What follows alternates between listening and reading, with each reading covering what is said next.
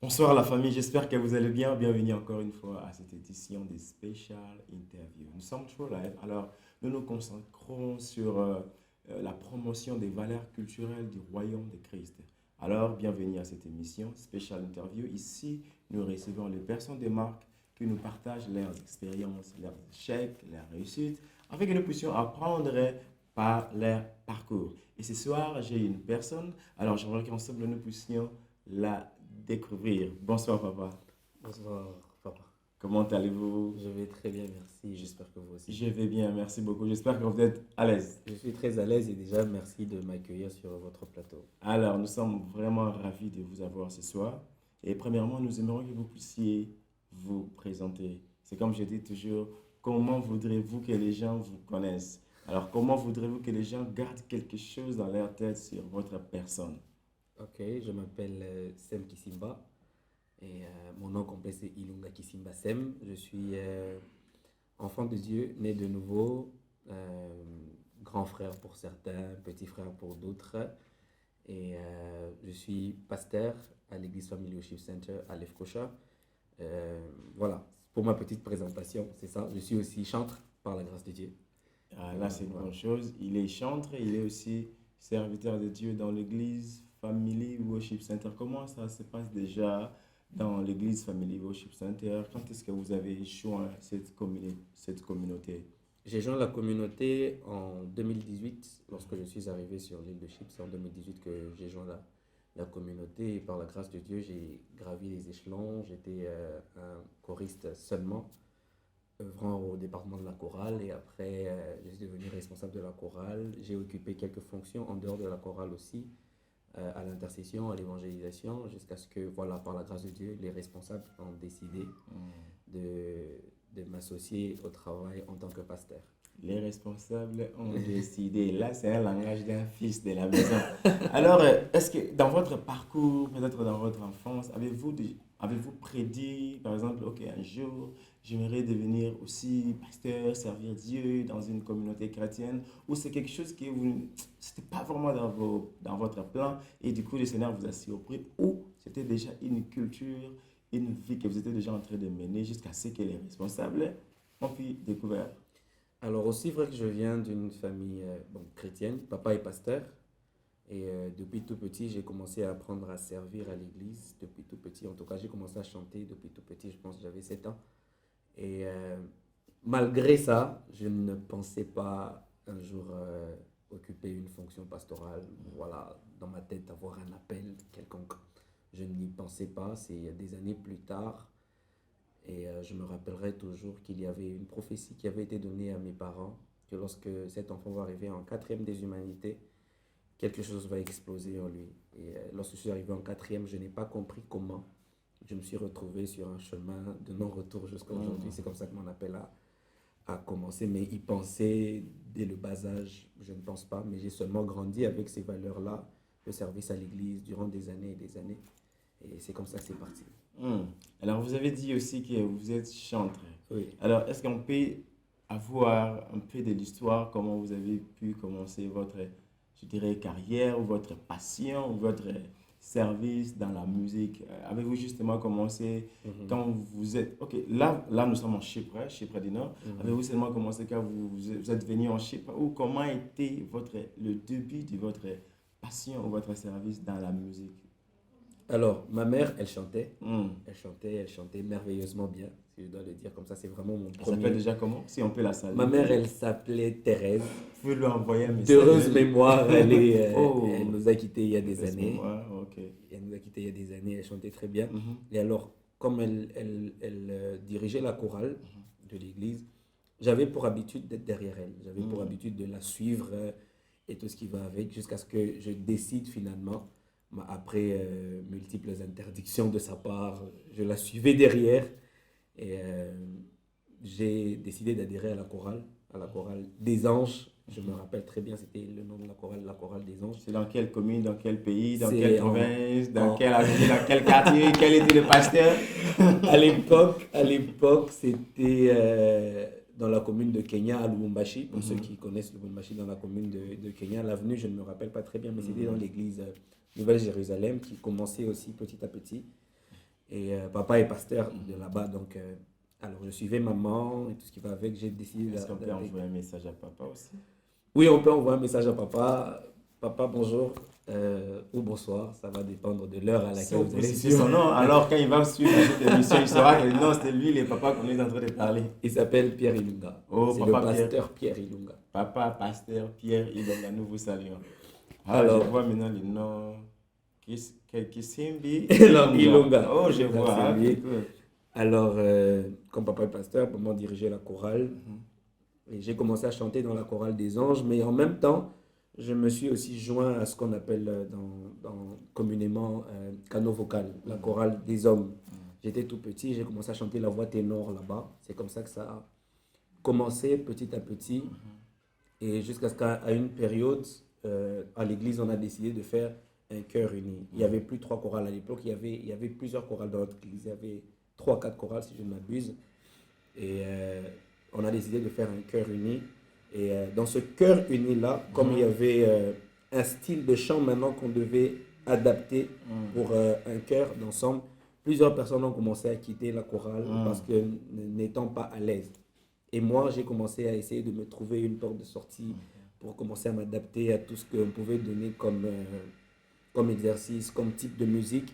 Et j'aimerais dire merci à Dieu pour la vie de mon premier encadreur en termes de musique, à part ma mère. Il s'appelle le frère Giresse. S'il va sur cette vidéo, où qu'il soit, c'est le frère Giresse qui m'a encadré depuis que j'ai commencé avec le chœur uni et tout. Il m'a encadré. Et des années après, 2 ou 3 ans après, j'ai senti dans mon cœur qu'il fallait que je perfectionne à jouer au synthétiseur, vu que j'y joue depuis que j'ai 7 ans. Alors j'ai senti et je me suis inscrit dans une école de musique. J'ai commencé à apprendre petit à petit. Mais après, la vie d'artiste a commencé un peu à prendre forme un tout petit peu lorsque j'étais sur le point de quitter le pays. Quand je suis arrivé à Kin, j'ai rencontré papa David Tabera que je salue. David Tabera? Oui, que je salue. David Tabera, c'est un frère. C'est l'ami de mon père spirituel. C'est Oui, un grand ami de mon père spirituel. David Tabera, nous te saluons. David, c'est un frère, si je peux dire quelque chose à lui. Donc, moi, j'habitais à Lipen. Ok. Et alors, lui, il habitait à, je pense, Ngiringiri. Voilà, Oui. Ngiringiri. Et puis, jusqu'à quand il s'est marié, tout ça, il venait chez nous à Lipen. David Tabera, c'est un frère. Oui, c'est un ami à mon père spirituel, le prophète Nathan Kanou, que je salue d'ailleurs. Ok. Et il m'a donné l'opportunité de jouer avec lui dans une de ses activités. Je sais pas, j'ai oublié le nom de l'activité, mais en tout cas, j'ai pu jouer au piano d'une chanson. Et c'était le prophète Marco qui était en service avec papa David. C'est comme ça que j'ai commencé. Marco de l'église de Castavoubou, je pense. Le prophète Marco Marcosa. Marco, Oui, oui, oui, je vois. je vois. Ce jour-là, c'était à l'église Zoé, chez le prophète Jean Toto. Si je Oh me- my God! C'était Jean ce de toi à jour-là. Castavoubou. Oui. Waouh. C'était- Je me rappelle à l'époque, j'étais dans les groupes RLS. Ok, ah, je vois. Je connais. J'étais dans les groupes RLS avec Elie Nazem. Ok. Alors, on prestait souvent dans les activités du pasteur Jean Toto. Ok, je vois. Ok, et puis quand il était revenu de l'Europe, parce qu'il vivait à l'extérieur, oh waouh, tu vois, C'est- tu vas le montrer. Oui, c'est comme ça que j'ai commencé à prendre goût à chanter hors de l'église. Parce que ça m'avait vraiment émerveillé ce Ouais, jour-là. je J'étais vois. juste, ah, mais je suis capable de le faire. Et j'ai joué à l'extérieur, même s'il y avait la frousse et tout. Mais j'étais plus un peu à l'église. Mais après, là, ce jour-là, j'ai pris goût de chanter à l'extérieur. Et c'est comme ça que j'ai commencé à m'ouvrir petit à petit jusqu'à aujourd'hui. Yeah, mais là, vous dites que vous étiez en train d'apprendre à la musique. Là, c'est la partie plus ecclésiastique. Mais souvent, on dit que les enfants des pasteurs sont souvent des dérangeurs. Quelle a été votre histoire sur ce côté-là? J'avoue que j'ai eu une enfance un peu coussi coussa, c'est-à-dire qu'à un moment j'étais très timide et puis j'étais turbulent. Ça se voit. Mais non, j'étais turbulent et après je me suis un peu assagi quand j'ai commencé à servir, mais après voilà, on ne sait pas quel vent nous a rattrapés, on est retourné dans des choses assez compliquées, pas du tout, permettez, catholiques. Mais par la grâce de Dieu, ça fait des années maintenant qu'on a décidé de servir Dieu avec beaucoup de concision, avec beaucoup de droiture, si je peux dire ça comme ça, et on se maintient comme ça. Là, c'est une bonne chose. Alors maintenant, nous sommes en Chypre, du Nord. Ok. Comment était votre parcours, le premier moment, les premiers instants, les premières années ici en Chypre? vous êtes arrivé en Chypre. Comment était l'histoire? Vous avez découvert la communauté Family Worship Center et les encadrants ont découvert que vous aviez une grâce de Dieu qui est en train d'évoluer comme dirigeant de la chorale et aujourd'hui vous êtes dans le ministère pastoral. Alors, quel a été vos premiers pas ici en Chypre du Nord? Alors, j'arrive en Chypre. Durant la période des enregistrements, j'ai rencontré l'apôtre Johnny, le représentant légal des églises Family Worship Center. Un message pour d'ailleurs. apôtre Johnny. Aujourd'hui, Aujourd'hui, c'est la journée des dédicaces. dédicaces. Apôtre, bonjour ou bonsoir. J'espère que vous allez bien. Ici, le vôtre.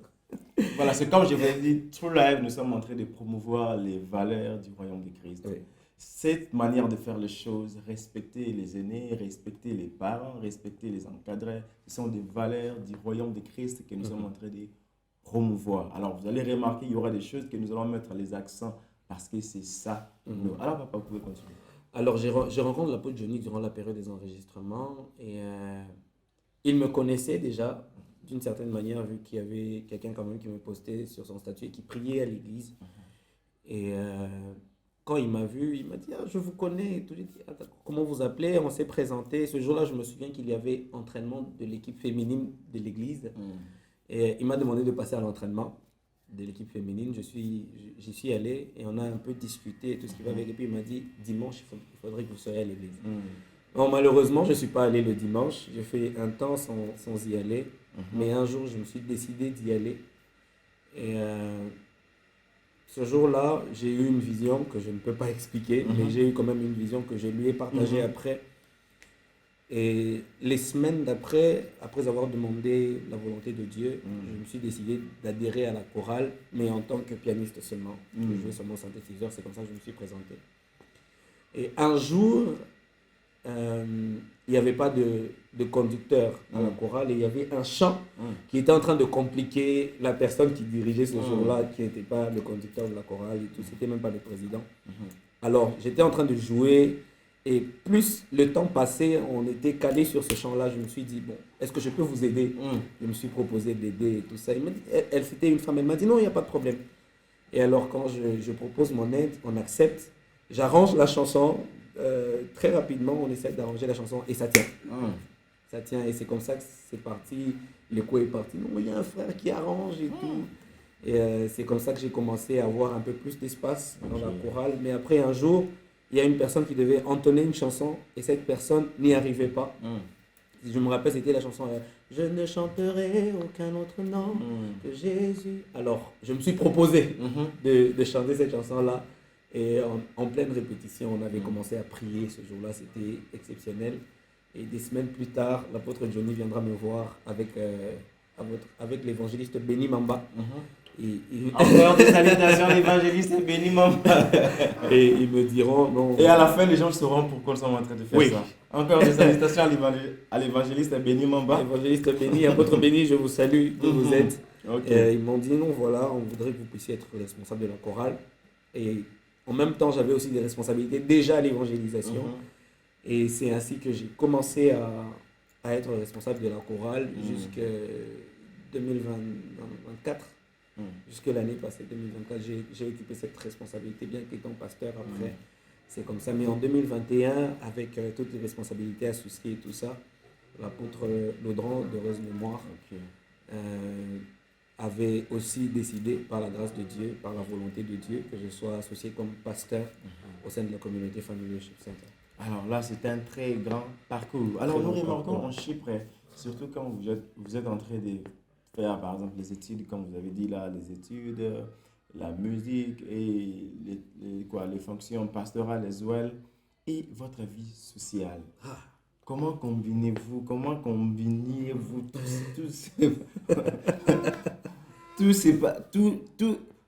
toutes ces histoires ici ensemble, l'université, vous devez aussi être excellent parce que vous êtes un leader, vous devez aussi d'une certaine manière être un modèle sur le plan de vie académique aussi et la vie sociale. Sûrement, vous devez avoir peut-être un travail, je ne sais pas. Mais comment étiez-vous en train de mettre tout ça ensemble et rester et demeurer relevante à l'église? Alors, au début, ça n'a pas été facile. Mais lorsque j'ai commencé à prioriser les choses, j'ai commencé vraiment à prioriser les choses, à voir le sens de la planification. Alors, je profite pour dire que ce n'est pas parce que nous sommes chrétiens, on est appelé, qu'on ne va pas commencer à planifier, qu'on va tout laisser entre les mains de Dieu. J'ai commencé un peu à voir le sens de la planification dans mes heures de cours, mes heures où je dois être à l'église, mes heures de sommeil, même si, bon, il faut avouer qu'on ne dort pas beaucoup, ça, c'est une vérité. Mais après, j'ai commencé à essayer de manager toutes ces choses. Quand je suis à l'école, je suis vraiment concentré à l'école. Quand je suis à l'église, je me donne à fond. Quand je dois passer du temps avec les autres, m'amuser, bon, ma seule distraction pratiquement, c'était de jouer au foot. Alors, comme Dieu nous a donné un petit talent de footballeur. Dernièrement, j'avais vu des photos que vous avez partagées, vous êtes en train de jouer au football, je ne sais pas si c'était Oui, d'ailleurs, au départ, pour ceux qui ne savent pas, moi, je voulais être footballeur. Oh là là. Je voulais être footballeur, mais bon, voilà, Dieu a décidé autrement. Et quand je dois être sur un terrain de Vous foot, jouez quel rôle?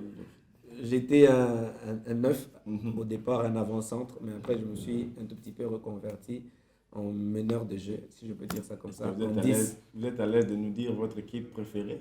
Oui, je suis un Et votre... Barcelonais. Je suis un Barcelonais à vie, 100%. Je supporte l'équipe de Barcelone depuis 2003. Waouh, waouh. Pas de commentaires chez moi. Ok. Et alors, c'est comme ça que j'ai essayé de trouver ce juste milieu, cet équilibre-là. Quand je suis en train de faire ce qui concerne l'école, je suis dedans. Quand je suis en train de faire ce qui concerne l'église, je suis à fond dedans. Quand je suis en train de faire ce qui concerne la vie sociale, les autres, manger avec les autres, rire avec les autres, les personnes avec qui j'ai vécu, je devais profiter à fond et voilà, trouver ce juste équilibre-là. Alors, merci beaucoup, Papa Sam. Et j'ai un peu certaines questions un peu pertinentes. Que pensez-vous sur le rôle de la musique dans le royaume de Dieu? Premièrement, dans les églises et en dehors des activités des cultes ecclésiastiques. Oh. Voilà. Dans l'église, la musique joue un très grand rôle.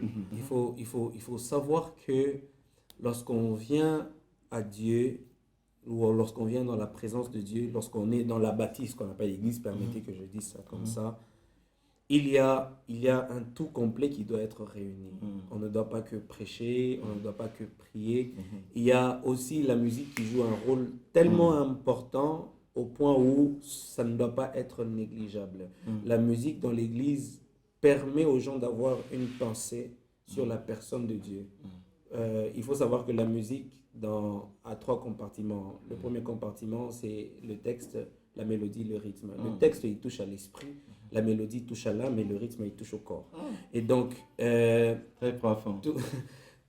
Tous ces trois compartiments dans l'église doivent être réunis. C'est pour ça que la qualité des chants que l'on chante à l'église doit avoir une portée assez spirituelle pour rapprocher les gens davantage de Dieu. J'ai toujours l'habitude de dire que dans un culte, ce n'est pas forcément la parole qui est prêchée qui peut faire revivre la foi de quelqu'un ou ramener quelqu'un à la raison ou consoler quelqu'un. La personne peut être en train d'écouter un chant qui est en train d'être exécuté par la chorale et la personne se sent concernée par le chant et automatiquement le but du culte pour la personne a été atteint. On n'attend pas seulement le temps de la prédication. Mais après, en dehors de l'église, la musique a une portée évangélique, si je peux dire ça comme ça. Quand on organise un concert, par exemple, il n'y a pas que les chrétiens qui viennent. Il n'y a pas que les personnes de notre église on évolue qui viennent. Il y a plusieurs personnes qui viennent de partout et les personnes qui n'ont même pas encore cru en Dieu. Voilà pourquoi il faudrait que lorsque nous chantons, que nous ne puissions pas seulement penser à ceux qui ont déjà reçu Christ. Il faut aussi penser à ceux-là qui ne le connaissent pas encore.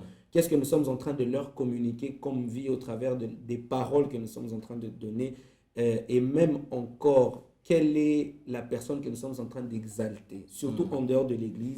Il ne faudrait pas qu'il y ait cette cacophonie-là. On est dans un concert d'un musicien chrétien, mais on a l'impression que voilà, il y a une confusion qui est en train de s'établir lorsque la personne est en train de chanter. Mais je pense que en dehors de l'église, ça a plus une portée évangélique, de manière à ce que lorsqu'on est en train d'écouter, s'il y a des personnes qui n'ont pas encore reçu Christ, que ces personnes reçoivent Christ au travers de la musique, et j'y crois fermement. Là, c'est très important. Vous pouvez aussi nous laisser sur le commentaire ce que vous pensez sur ce sujet, le rôle de la musique dans les cadres des cultes ecclésiastiques et aussi à l'extérieur du cadre des cultes ecclésiastiques. Là, c'était vraiment très bien dit. Alors, il y a encore une chose qui est vraiment en vogue, les styles de musique. Mhm. Il y a certains styles que les gens, auparavant, ils pensaient que ce n'était pas vraiment le style de musique qui peuvent être consacrés pour la musique sacrée, Mhm. genre le culte.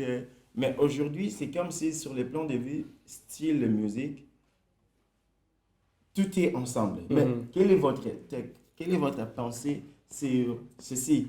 Y a-t-il des styles spécialisés, spéciaux pour le culte ou il y a quelque chose qui fait vraiment la différence si on doit parler des styles de musique dans le culte, etc. Dire qu'il y a un style spécial ou des styles qui sont spéciaux Hmm, seulement pour le culte, ça serait trop dire. hmm, Mais je pense que chaque église, dans sa manière de fonctionner, s'est adapté à un certain style ou à hmm. imposer, ou le pasteur, dans sa pensée, dans sa manière De de voir les choses. travailler, a imposé un certain style ou des styles qui Hmm, sont appropriés selon lui. hmm, Mais après, je pense qu'en tant qu'enfant de Dieu, et vu que les choses évoluent, nous devons aussi nous adapter à l'évolution. Pourquoi hmm, je suis en train de le dire? Avant, pour communiquer, on communiquait par les tam-tams. hmm, hmm, Avant, pour communiquer, on communiquait avec des lettres. Et les choses ont commencé à évoluer comme ça, jusqu'à ce qu'aujourd'hui, on a des téléphones portables, on hmm, peut faire des appels vidéo et tout ce qui va avec. C'est parce que nous avons appris à nous adapter. hmm, Et je pense que dans l'Église actuelle, nous devons avoir aussi cette faculté de nous adapter hmm, à différents types ou hmm. styles de musique. Wow. Il n'y a pas seulement un seul rythme. Quand vous allez venir à l'église, on sait que vous allez commencer comme ça et finir. Non, il faut, je pense que nous devons nous adapter, nous ouvrir. Et même cela va permettre à la portée ou à la dimension évangélique de l'église de Hmm, grandir. hmm, Pourquoi? Parce que nous sommes en train de nous adapter. Je ne suis pas en train de dire de prendre les choses du monde. hmm, Restons dans le contexte du style de hmm, musique. Il faudrait que nous puissions nous adapter. C'est vrai euh, que la jeunesse actuelle a un style de musique préféré. Et ce n'est pas un péché hmm. d'adapter le style de musique à l'auditoire qui nous écoute. Wow, ce n'est pas un péché d'adapter les styles de musique à l'auditeur qui nous écoute. Alors, sur cette même lignée, Mhm. vous allez remarquer, surtout nous qui vivons par exemple à l'étranger, de nos pays, genre la RDC, parce que je suis congolais de la RDC, Nous et sommes. nous sommes congolais de la RDC, et en passant, nous sommes en train de prier pour notre pays, que la Amen. paix règne dans ces pays-là, en Amen. particulier dans l'est de notre pays, la Amen. RDC. Alors, vous allez remarquer qu'il il y a des gens de plusieurs communautés dans une assemblée quelconque. Mhm. Et quels sont les challenges que les choristes souvent rencontrent pour réunir tout le monde sur la même musique? Ah oui. Parce qu'il y a des questions du genre, vous êtes en train de chanter que les chansons de tel côté. Pourquoi pas nous de ces côtés? Par exemple, dans une communauté où il y a les anglophones, il y a des Mhm. francophones, il y a des Turcs, il y a plusieurs communautés, plusieurs Mhm. sociétés réunies ensemble. Quels sont les challenges que les choristes rencontrent et comment on peut résoudre cela? Alors, je pense que l'un des premiers challenges, c'est la langue, Hmm. j'avoue. Et c'est vraiment l'un des premiers challenges, surtout dans notre contexte sur Chypre où Chypre, nous ouais. sommes. Euh, les anglophones veulent se retrouver. Hmm. Les francophones, comme ils ne veulent pas fournir des efforts de parler anglais, Hmm. veulent aussi se retrouver. Voilà Hmm. pourquoi on a l'impression qu'il y a, Une voilà, les séparation. francophones sont entre eux, les anglophones sont entre eux. Mais gloire soit rendue à Dieu qu'il y ait des personnes comme le pasteur Stéphane qui a une politique d'adaptation énorme. Et donc, Merci. et je pense que l'un des remèdes à ça, c'est de savoir s'adapter. Pourquoi je dis savoir s'adapter et comment s'adapter? Il faut savoir que nous sommes dans un pays, où nous étudions en anglais. Ça, c'est un exemple de Chypre, par exemple, Mhm. que je donne.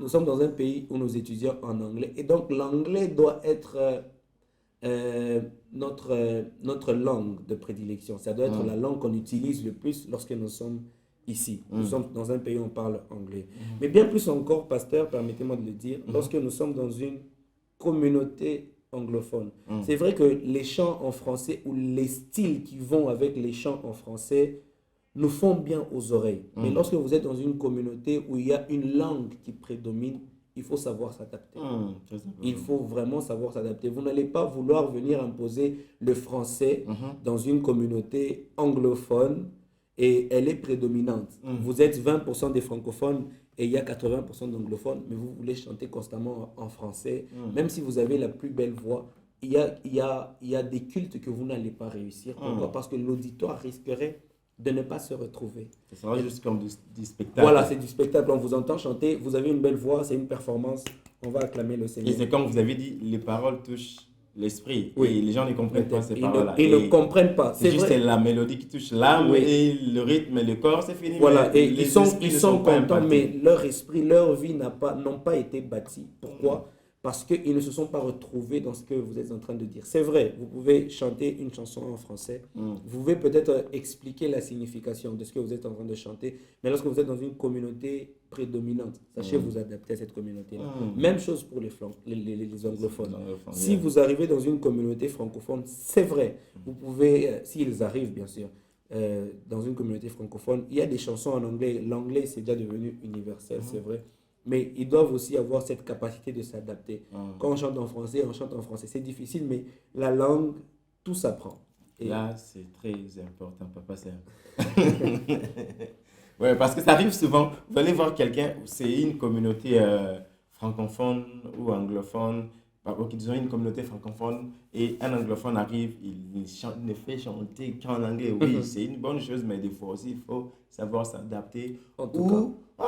Je pose cette question, papa. Il y a une chose qui m'est venue en tête. Mm. Et quelle est la place maintenant de la technologie face à tous ces challenges? Par exemple, je suis d'une communauté francophone, je pars chanter dans une communauté anglophone. Alors, quelle est la place de la technologie du genre, la projection des lyrics? Je chante par exemple en français, mais au moins j'adapte, malgré que ce n'est pas vraiment quelque chose de commun, mais toutefois j'aimerais savoir quelle est la place de la technologie. Tu vois, il y a des histoires qui arrivent, par exemple la projection des lyrics, par exemple les backing tracks, tu vois les gens jouer avec les drums. Il y a un peu beaucoup d'histoires qui montent en vogue. Alors, comment utilisez-vous ce système-là et que pensez-vous? Quelle est la place de la nouvelle technologie dans l'évolution de l'adoration en musique? En tout cas, c'est une très bonne question. La nouvelle technologie doit occuper une place parce que nous sommes dans un monde évoluant. Le monde n'est pas en train de régresser, surtout sur le plan technologique. Il y a plusieurs options qui sont en train de se présenter à nous et ça doit être une manière pour nous de les utiliser à bon escient. Un, pour propager l'évangile. Deux, pour améliorer la qualité du travail que nous faisons. C'est très important. On ne se limite pas qu'à propager l'évangile, mais aussi à améliorer la qualité du travail. Et lorsqu'on améliore la qualité du travail, la barrière de la langue ne sera plus une barrière. Pourquoi? Parce qu'on peut projeter des paroles derrière vous, on peut avoir des écrans où on a au moins un aperçu dans une autre langue de ce que vous êtes en train de chanter. On a envie d'être là. Il faut savoir, pasteur, que les gens nous suivent, les gens nous écoutent. Au-delà de la grâce de Dieu, c'est vrai, mais aussi à cause de la qualité de ce que nous pouvons produire. Oui, c'est de l'art.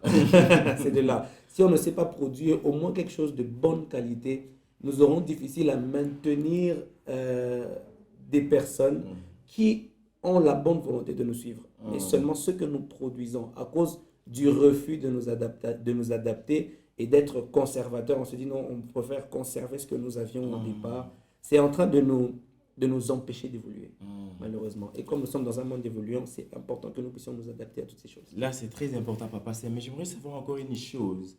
Quelles sont les difficultés que souvent les choristes des églises rencontrent s'ils veulent maintenant transitionner dans le ministère proprement dit de la musique et dans l'industrie musicale? Quelles sont les difficultés? Un, sur le plan de vie administratif de l'église, l'église là où ils se retrouvent, et les changements là du ministère, d'abord sur le point de vue administratif, le point de vue ministériel, donc ils sont encore serviteurs dans l'église, mais ils s'épandent un peu dans le corps de Christ, et aussi sur le point de vue industriel. La musique, la production de la musique demande de l'argent. Alors, quelles sont les difficultés que souvent les choristes ou les musiciens rencontrent dans ce parcours-ci? La première difficulté, je pense qu'elle part d'un sentiment d'insécurité de la part des responsables d'église. Les responsables d'église, nos pères, ont souvent ce sentiment d'insécurité qui monte en eux lorsqu'il y a un talent de l'église qui est en train d'éclore et les portes de l'extérieur s'ouvrent à lui. Ils se sentent en insécurité à cause des abus de ceux-là qui sont venus avant. Il faut qu'on se le dise, la plupart des gens ont commencé dans l'église et puis voilà, ils sont montés jusqu'à là à l'extérieur et ont oublié leur église. Ils ont oublié leur église. Je pense que c'est ce sentiment d'insécurité-là, c'est le premier obstacle qui fait à ce que les portes de l'extérieur ne soient pas ouvertes à cause de ce sentiment d'insécurité. C'est la première des choses. La deuxième des choses, c'est l'acceptation maintenant, l'acceptation du monde extérieur. Tu es habitué à être un choriste de l'église. Le monde extérieur où les gens des autres communautés ou des autres églises, parce que quand on fait de la musique la musique en tant qu'art, il n'y a pas que l'église qui nous écoute. Il y a plusieurs personnes qui nous écoutent. Et donc, il faut savoir se faire accepter avec son style, se faire accepter avec sa manière de faire. C'est un grand défi. Mais après, sur le plan industriel, là, c'est très compliqué. Pourquoi? Parce qu'actuellement, c'est vraiment un peu la rage sur les réseaux sociaux, il faut qu'on se le dise. Et c'est très difficile pour la musique dite chrétienne actuellement d'avoir un bon rendement sur le plan industriel. Pourquoi? Parce que c'est très difficile d'être produit. C'est difficile de se produire. Et il faut qu'on se le dise, quand on commence à faire la musique en dehors de l'église, c'est vrai que le premier but n'est pas de gagner le pain avec, mais là, c'est de l'art qu'on est en train d'exposer. C'est une connaissance qu'on est en train d'exposer. C'est un produit qu'on est en train de vendre. Et surtout lorsque on a pris le temps d'acquérir une connaissance. C'est difficile de s'asseoir sur le banc de l'école, apprendre durant toutes ces années et puis faire un métier qui ne va pas vous rapporter. Et donc, quand les gens se sont assis, ils ont assimilé des matières et des matières et des matières. À leur tour, ils vont vendre la matière qu'ils ont assimilée et ça va devenir en quelque sorte un gagne-pain. Même si dans la tête, ce n'est pas ça d'abord. Mais il y a certaines personnes aussi qui en ont fait un gagne-pain d'une manière proprement dite. Et c'est très difficile à l'extérieur actuellement de se retrouver parce que, bon, la production, c'est la production avec ses aléas, avec ses dangers et tout ce qui va avec. La production, c'est la production. Les amis, vous pouvez aussi nous laisser en commentaire ce que vous pensez sur tout ce que nous sommes en train de dire. Alors, j'espère que nous sommes déjà en train d'arriver à la fin avec Papa Sem. C'était vraiment, comme on dit, c'était vraiment génial. J'ai aimé les réponses qu'il est en train d'accorder ou de donner ici. Et récemment, Papa Sem, vous avez eu un concert qui était aussi là, j'ai vécu, j'étais vraiment dans l'adoration. Nous étions vraiment, c'était, non, j'aimerais que vous puissiez parler de ces concerts-là vous-même. Quelle était votre expérience et pourquoi vous avez organisé ces concerts-là? Quelle est la vision derrière ces concerts-là? Et quels sont les projets d'avenir qui ont été annoncés par ces concerts-là aussi? Alors, depuis que je suis arrivé sur l'île, quelques années après, j'ai nourri dans mon cœur un désir de rassembler les chorales de l'île, de la communauté francophone en particulier, dans une retraite où on serait enseigné et où nous allons être équipés. On va vraiment prier ensemble et on va essayer de redéfinir les choses, l'adoration et tout ce qui va avec différents enseignants. Mais l'occasion, on a essayé de travailler dessus à plusieurs reprises, ça ne s'est pas présenté. Et comme Dieu a permis qu'on puisse organiser un concert qu'on a dénommé Atmosphère de gloire, c'est vraiment une vision globale, ce n'est pas seulement pour l'île de Chypre. Et alors j'ai pensé à réunir les chorales de la communauté francophone de ma ville où j'étais, comme je ne pouvais pas aussi essayer de réunir tout le monde à cause du temps et de tout ce qui est logistique. Mais on a quand même fait ce qu'on pouvait et par la grâce de Dieu, c'était bien. Mais seulement, ça ne s'arrête pas ici. Il y a beaucoup de projets. Et j'espère que nous allons revenir dans les années qui viennent à True Life avec Papa Stéphane pour annoncer les autres projets. Mais il y a beaucoup de projets, mais je pense que organiser ce concert a été pour moi comme une ouverture des portes à une nouvelle étape, une nouvelle saison de la vie, une nouvelle manière de faire, de présenter les choses. Et voilà, les bonnes choses arrivent, ne vous en faites pas, ça arrive. Les bonnes choses arrivent. Je sens un peu de l'émotion quand Papa se met en train de dire ça. Je ne sais pas si je dois lui poser la question, si je dois lui poser la question qui est en train de monter dans mon cœur. C'est comme si Papa s'aimait nous laisser, nous qui sommes ici en Chypre. Je ne sais pas, y a-t-il quelque chose du genre en cours ou quoi? Alors, après pratiquement 7 années passées sur l'île, le concert, c'était aussi pour moi une façon de dire au revoir. Au revoir à l'île de Chypre qui nous a accueillis. Au revoir à toutes les communautés qui nous ont accueillis. Et je dis grandement merci à tous les pasteurs, de toutes les communautés qui nous ont accueillis, qui nous ont portés à cœur. Je dois l'avouer, nous avons été portés à cœur par les communautés dans cette église. Et merci de tout cœur. C'est vraiment la main sur le cœur que je dis merci. Et je dis merci à mes aînés, à mes grands frères, en particulier à l'apôtre Jean Massoudi, que j'appelle affectueusement et à Jean. Merci beaucoup pour le cœur. À tous mes frères, à tous mes amis, je dis merci. Mais l'heure de partir est arrivée et de commencer à vaquer à d'autres choses par la grâce de Dieu. Mais le passage sur cette île a été pour moi quelque chose que Dieu a permis que je puisse traverser pour que j'apprenne beaucoup de choses. Et je crois par la grâce de Dieu que je les ai apprises. Et pour la suite, voilà, la suite appartiendra à l'histoire. Waouh, waouh, waouh, waouh. Merci beaucoup, Papa Sam. C'est vraiment, ça touche au cœur. Mais j'aimerais que vous puissiez encore une fois regarder la caméra, les- que vous puissiez passer un message que même quand on regardera 50 ans après, on dira, ça c'est un message qu'un homme de Dieu a laissé à Chypre. Vous voyez, aujourd'hui nous sommes là, apôtre Paul est passé à Chypre. Il y a les écrits. On peut se référer que non. Il y a des prophètes qui ont déclaré, qui ont dit des choses sur cette île. Alors moi, je crois, vous êtes parmi les hommes de Dieu là. Alors j'aimerais que vous puissiez laisser un message, que les gens diront demain, un homme de Dieu s'aime. Il a déclaré ceci, il a laissé un tel message, il a prophétisé telle chose sur l'île de Chypre avant qu'il se déplace, avant qu'il se déplace, avant qu'il se déplace de Chypre. Je, je cherche à utiliser le français de Le français de King James. Louis II. Vous voyez? Alors tout le monde, et je ferai en sorte que ces messages atteignent les coins et les recoins de Chypre.